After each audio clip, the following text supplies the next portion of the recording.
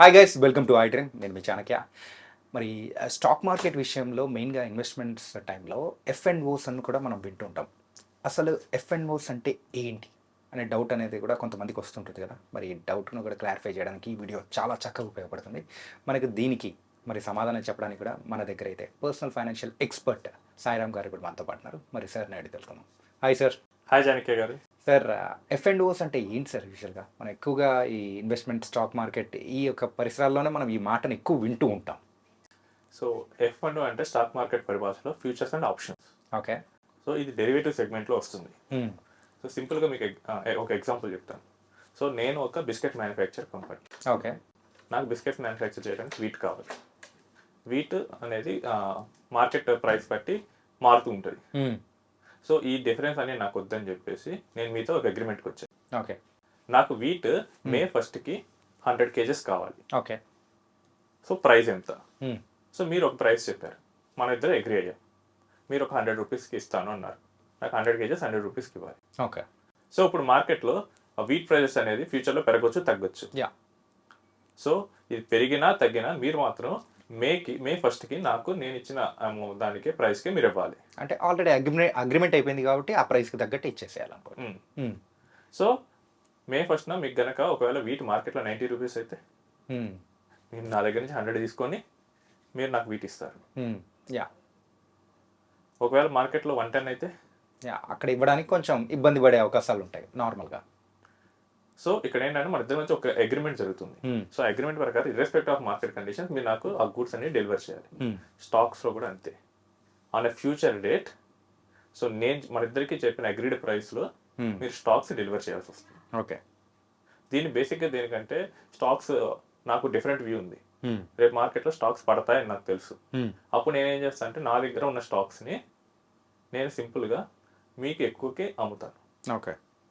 Already అగ్రిమెంట్లో ఉంటాం కానీ మీరు తప్పించుకోవడం కుదరదు. యా. సో ఎప్పుడంటే ఇది ఏంటంటే హెడ్జింగ్ పర్పస్ వాడచ్చు. కానీ దీన్ని చాలా మంది ఏంటంటే స్పెక్యులేషన్ పర్పస్ వాడుతున్నారు. Speculation purpose. ఓకే. అంటే ప్రిడిక్ట్ చేసేసి ఆ టైప్ అనమాట. సార్, యూజువల్గా దీంట్లో ఎవరు ఇన్వెస్ట్ చేస్తూ ఉంటారు సార్? సో జనరల్గా ఈ F&Oస్లో హ్యూజ్గా ఇన్వెస్ట్ చేసేది ఏంటంటే ఇన్స్టిట్యూషన్స్ ఇన్వెస్ట్ చేస్తాయి. Institutions. Okay. So like mutual fund companies, LIC of India. చాలా మంది తెలియదు LIC is the biggest institutional investor in India డొమెస్టిక్లో. ఓకే. సో జనాల దగ్గర తీసుకొచ్చిన డబ్బులు దాదాపు 10% పెట్టుద్ది స్టాక్ మార్కెట్లో.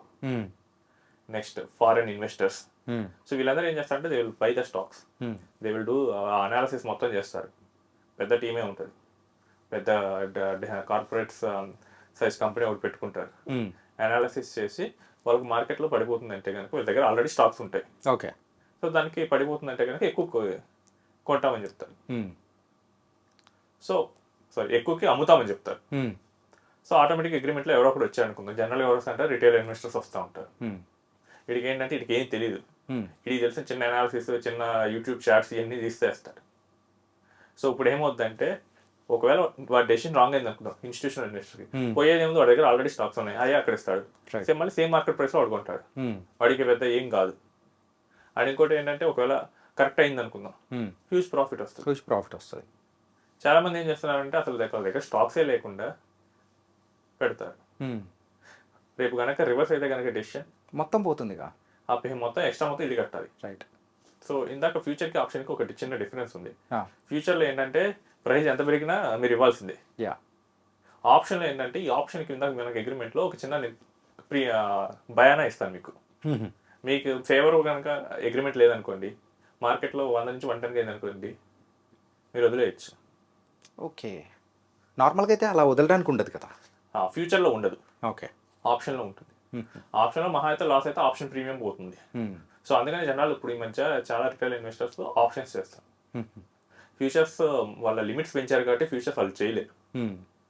సో మనకి ఫ్యూచర్స్లో చాలా హెవీ రిస్క్ ఉంటుంది. పోతే కనుక ఈవెన్ నువ్వు 200 రూపీస్లో స్టాక్ ఇస్తామని మాట ఇచ్చారు, అది పోయి 500 అయితే అదే సింగిల్ స్టాక్ మళ్ళీ అగ్రిమెంట్లో ఉండదు. ఇస్తే కనుక ఒక లాట్ ఉంటుంది, ఆ లాట్ కూడా సో 1000 అలా మల్టిపుల్స్లో వెళ్ళిపోతూ ఉంటాయి. సో నీకు ఒక దాని మీద 300 లాస్ అంటే 1000 into 300 3 lakhs. డబుల్ కంటే ఎక్కువ. ఆ రిస్ట్రిక్షన్ అనేది ఉండదు ఫ్యూచర్లో. ఆప్షన్స్లో అయితే కనుక పోయి మహా అయితే కట్టిన ప్రీమియం మాత్రం మనం వదులుకోవచ్చు. ఇన్ఫ్లుయెన్సర్ అంటే ఎవరు సార్? యూజువల్‌గా వాళ్ళ ఆప్షన్స్‌లోనే ఎందుకు ఇన్వెస్ట్ చేస్తూ ఉంటారు? స్టాక్ మార్కెట్లో ఇన్ఫ్లుయెన్సర్ అంటే జస్ట్ అసలు ఇన్ఫ్లుయెన్సర్ అంటే someone who influences the people. Yeah! అవును. అదే ఫైనాన్స్ ఫీల్డ్లో ఇన్ఫ్లుయెన్స్ చేసే వాళ్ళని ఇన్ఫ్లుయెన్సర్స్ అంటారు. ఓకే. వాళ్ళు ఆప్షన్స్నే ఎందుకు చేస్తారంటే హ్మ్. మీకు ఈ బ్రోకింగ్ కంపెనీస్ కమిషన్ ఇస్తాయి. ఓకే. అండ్ ఆప్షన్స్లో మనీ అనేది చాలా ఈజీగా ఎర్న్ చేయొచ్చు అనే ఫీలింగ్లో ఉంటారు జనాలు. హ్మ్. అండ్ అది కూడా చాలా ఆప్షన్ కాంట్రాక్ట్స్ అనేవి వీక్లీ కాంట్రాక్ట్స్, మంత్లీ కాంట్రాక్ట్స్ ఉంటాయి కాబట్టి ఇతనే మనకు తెలిసిపోతుంది హ్మ్. మనకి డబ్బులు వస్తాయా లేదా అని లేదా. చెప్పేసి. So quick money. హ్మ్. సో దానికని చెప్పేసి అండ్ బ్రోకరేజ్ కూడా వాళ్ళకి షేర్ ఇస్తారు. ఓకే. అండ్ వాళ్ళు ఏంటంటే ఇక కోర్సులు కూడా మొదలు పెట్టారు. హుహు. సో మేము ఆప్షన్స్లో ఇది చేస్తాం అని చెప్పేసి. సో ఈ ఇన్ఫ్లుయెన్సర్స్ ఏం చేస్తారంటే వాళ్ళకి బ్రోకింగ్ ఇన్కమ్ వస్తుంది, కోర్సుల మీద ఇన్కమ్ వస్తుంది, అండ్ క్విక్ మనీ వచ్చే పాసిబిలిటీ ఉంది. ఓకే. మెయిన్గా క్విక్ మనీని జనాలకు చూపిస్తారు. సో ఆప్షన్స్లో నేను ఈ స్ట్రాటజీ వాడాను, నాకు 1 మంత్లో నాకు 1 lakh ఇన్కమ్ వచ్చింది. హ్మ్. సో అప్పుడు ఏం చేస్తారంటే ఎవరికైతే ఇన్కమ్ లేక బాగా డిప్రెషన్లో ఉన్నాడో వాడు చూస్తాడు యూట్యూబ్ వీడియోస్, యాహ్! అదే ఆ యాడ్ చూస్తాడు. ఓకే నేను ఎంత చేసినా రావట్లేదు, ఇదేదో బాగుంది కోర్స్ తీసుకుంటే వస్తుంది అని చెప్పేసి దిగుతాడు. ఇక్కడ హ్మ్. వాడు కోర్సులు ఫీజు కడతాడు. వీడికి ఏమైనా వచ్చా అంటే వీడికి సరిగ్గా రాదు ట్రైనింగ్ ఇచ్చేవాడికి. హ్మ్. సో మనకు హైదరాబాద్లో ఒక 2 months బ్యాక్ సెబీ ఒక ఇన్ఫ్లుయెన్సర్ని బ్యాన్ చేసింది సెక్యూరిటీస్ మార్కెట్ నుంచి. ఓకే. వాడి P&L స్టేట్మెంట్ యాక్చువల్ చేస్తే లాస్లో ఉంది. ఆ! దాన్ని ఎడిట్ చేసి నేను ఇంత ప్రాఫిట్లో ఉన్నా అని చెప్పి జనాలకు కోర్సులు కొంటావు, టిప్స్ ఇవ్వటం ఇవన్నీ చేశాడు. హ్మ్. ఈవెన్ అంతెందుకండి, లాస్ట్ ఇయర్ పిఆర్ సుందర్, హ్మ్. One of the famous stock market trainer, yeah! ఆయన 1 year పాటు సెబీ బ్యాన్ చేసింది. హుహు. సో ఆయన ఏంటంటే ఆయన అసలు పిఆర్ సుందర్ అసలు ఎంత పాపులర్ అంటే హ్మ్. ఆయన కోర్సెస్ లైవ్లో వినడానికి నేను కొంతమందితో డైరెక్ట్గా విన్నాను. They came from US to Chennai okay. డైరెక్ట్గా వినడానికి. హ్మ్. సో ఆయన చాలా పెద్ద ట్రైనర్, బట్ ఆయన కూడా మిస్టేక్ చేశాడు. హ్మ్. ఆయనకి ఆప్షన్స్ ట్రేడింగ్ ఆయనకు ఈజీయే, హ్మ్. బట్ ఆయనకి ఈజీ అని చెప్పేసి ఆయన చెప్పినట్టే చేయమంటే జనాలకు ఈజీయా? కాదు. పర్సన్ టు పర్సన్ మారిపోతూ ఉంటారు. మెగాస్టార్కి డాన్స్ చేయడం ఈజీగానే ఉంటుంది, అది చూసి అందరినీ ఏమంటే అట్లానే. లేదు. కాంట్. సో అండ్ ఏంటంటే ఆయన టిప్స్ ఇవ్వడం మొదలుపెట్టాడు. హ్మ్. ఆ టిప్స్ విని వీళ్ళు సరిగ్గా అనలైజ్ చేయలేక వీళ్ళు పోయారు, హ్మ్. హ్యూజ్ మనీ లాస్ అయ్యారు. ఓకే. వీళ్ళు పోయి సెబీకి కంప్లైంట్ ఇచ్చారు. ఇన్వెస్టిగేట్ చేసిన సెబీ హ్మ్. అసలు నువ్వు లైసెన్స్ తీసుకోకుండా నువ్వు అసలు జనాలకు ఎందుకు ఇస్తున్నావు, కోర్సులు అయితే నువ్వు ఇచ్చుకో ఎడ్యుకేషన్ పర్పస్, బట్ నువ్వు ఎందుకు టిప్స్ ఇచ్చావని చెప్పి బ్యాన్ చేసిన సెక్యూరిటీస్ మార్కెట్ నుంచి. అండ్ ఎంత అయితే ఫీజులు తీసుకున్నావు ఆ ఫీజులు అనేది రివర్స్ ఇచ్చాయి. ఓహ్! వీళ్ళకి ఏంటంటే చాలా హ్యూజ్ మనీ వస్తుంది ఇన్ఫ్లుయెన్సర్స్కి. ఓకే. అండ్ ఒక బ్రోకింగ్లో కూడా షేర్ వస్తుంది. వీళ్ళు మళ్ళీ వీళ్ళ దగ్గర డిమాట్ అకౌంట్లు తీసుకుంటేనే స్పెషల్ గ్రూప్లో పెట్టి మరీ ఇస్తారు. యాహ్! అందులోనే ట్రేడ్ చేయమంటారు. హ్మ్. అసలు నార్మల్గా ఒక డే ట్రేడింగ్ ఒక స్టాక్ని కొని అమ్మితేనే 40 రూపీస్ బ్రోకింగ్ అంటే కనుక దీనివల్ల సగం ఇస్తారు. హుహు. అట్లాంటి రోజుకు ఒక 5-6 చేపిస్తారు ఈజీగా. ఓకే. కనీసం ఒక 1000 మంది ఉంటారు ఆ టెలిగ్రామ్ ఛానల్లో. ఒక్కొక్కరి దగ్గర నుంచి 100, 1000 into 100, 1 lakh వస్తుంది ఆ రోజుకి. 20-30 lakhs ఈజీగా వస్తాయి. హ్మ్. సో వాళ్ళకు హ్యూజ్ ఇన్కమ్ ఉంటుంది కాబట్టి ఇన్ఫ్లుయెన్సర్స్ మెయిన్గా దీని మీదే పడ్డారు. ఓకే. దీనివల్ల నిజంగా లాభపడింది ఎవరంటే గవర్నమెంట్. గవర్నమెంటా? They will get tax, GST. Talks. Yeah! Influencers yeah! వాళ్ళకి ఆ బ్రోకింగ్ కమిషన్ వస్తుంది. స్టాక్ బ్రోకర్స్ అవి ట్రేడింగ్ అంతా చేసినప్పుడు వాళ్ళకి ఫీజు వస్తుంది. హ్మ్. నెక్స్ట్ ఆ ఇన్స్టిట్యూషనల్ ఇన్వెస్టర్స్ వీళ్ళందరూ వాళ్ళకి ఎరగా వెళ్తారు. హ్మ్. లాస్ అయ్యేది ఎవరంటే కామన్ మ్యాన్. Common man. ఒక స్థాయిని ఇన్వెస్టర్స్ సైతం వాళ్ళు తినేస్తున్నారు. హ్మ్. సో మీరు కనుక చూస్తే కనుక day trader Telugu channel, so he kept a video. Yeah! So we're loss in our stock markets, దీనిలో లాస్ అయ్యాను మేము ఇప్పుడు కొన్నాళ్ళు ఆపేస్తూనే ఉన్నాం. హ్మ్. సో అంత ఎక్స్పీరియన్స్ ఉన్న వాళ్ళని కూడా ఇన్స్టిట్యూషన్స్ తినేస్తాయి. ఓకే. సో ఇక జనాలు కామన్ పీపుల్ అయితే ఇంకేం లేదు. కష్టం. చాలా కష్టం. సో అసలు దేనికని చూస్తే యాక్చువల్గా F&O అనేది హెడ్జింగ్ పర్పస్. హుహు. సో మనకున్న పోర్ట్ఫోలియో రేపు మార్కెట్లో పడిపోతుంది అంటే దాన్ని సేవ్ చేసుకోవడానికి ఎక్స్ట్రా ఇన్కమ్ తీసుకోవడానికి పెడతాం. హుహు. అంటే వీటి ద్వారా ఎవరైనా మనీ అనేది అర్న్ చేస్తారా సార్? సో మనకి సెబీ డేటా చూస్తే హ్మ్. 90% లాస్లోనే ఉన్నారు. ఓకే. మిగిలిన దాంట్లో ఒక 5% అయితే FD రిటర్న్ కూడా బీట్ చేయట్లేదు. ఎఫ్‌డి రిటర్న్ కూడా అంటే 5-6%. ఆ మిగిలిన వాళ్ళలో కూడా ట్యాక్సులు పోను, హ్మ్. వచ్చే రిటర్న్ కూడా లెస్ దెన్ 10% ఉంటుంది. హుహు.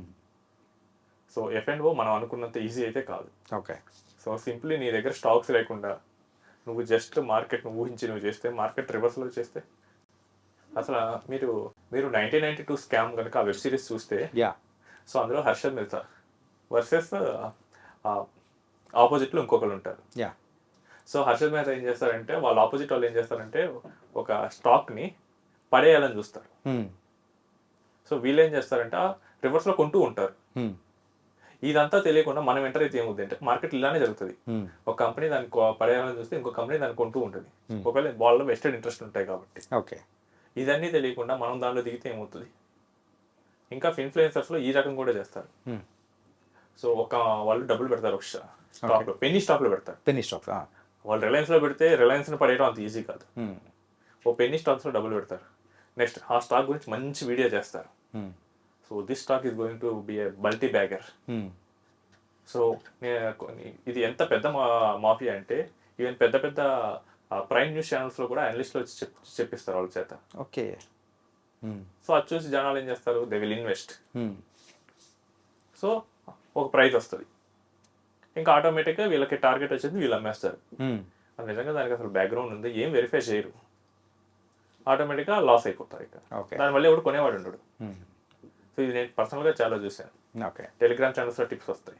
ఈవెన్ ఒక ఎక్స్టెంట్కి పెద్ద పెద్ద వాళ్ళు అయితే ఒక ఎక్స్టెంట్కి వెళ్ళేసి టీవీలో కూడా అనలిస్టులతో చెప్పిస్తారు. స్టాక్ అని గుడ్డిగా నమ్మేసి వాళ్ళని పెట్టేస్తారు. Okay. Then pump and dump జరిగిపోతుంది. ఇక ఫస్ట్ స్టాక్స్ కొన్నారు, జనాలు మొత్తం దిగిన తర్వాత ప్రైస్ పెరిగిపోతుంది. ఇలా 10 రూపీస్లో కొంటారు, అది 100 అవుతుంది. వీళ్ళ స్టాక్స్ అన్ని 100లో అమ్మేస్తారు. ఈ ప్రాఫిట్ రావట్లేదని చెప్పి ఒక్కొక్కటి కామన్ మ్యాన్ ఎగ్జిట్ అవుతూ ఉంటాడు. సో ఫైనల్గా మిగిలిన అందరూ లాస్ అయిపోతుంటారు. ఓకే. అమ్మో, F&Os అంటే అంత ఈజీ కాదు సార్. మీరు చెప్తూ ఉంటేనే 95% మందికి అందరూ లాస్లోనే ఉంటున్నారు. కేవలం 5% అది కూడా వాళ్ళు కూడా అంటే ఎఫ్డీని కూడా బీట్ చేయలేకపోతున్నారంటే అమ్మో. సో దానికి ఎంత స్ట్రెస్ తీసుకోవాలి, అంతా మర్చిపోతారు. రోజు రాత్రులు కూర్చొని అనలైజ్ చేస్తారు. సో బట్ ఎంత రిటర్న్ వస్తుంది అది మర్చిపోతారు. F&Os గురించి చాలా చక్కగా వివరించారు sir. So thank you so much sir. Thanks.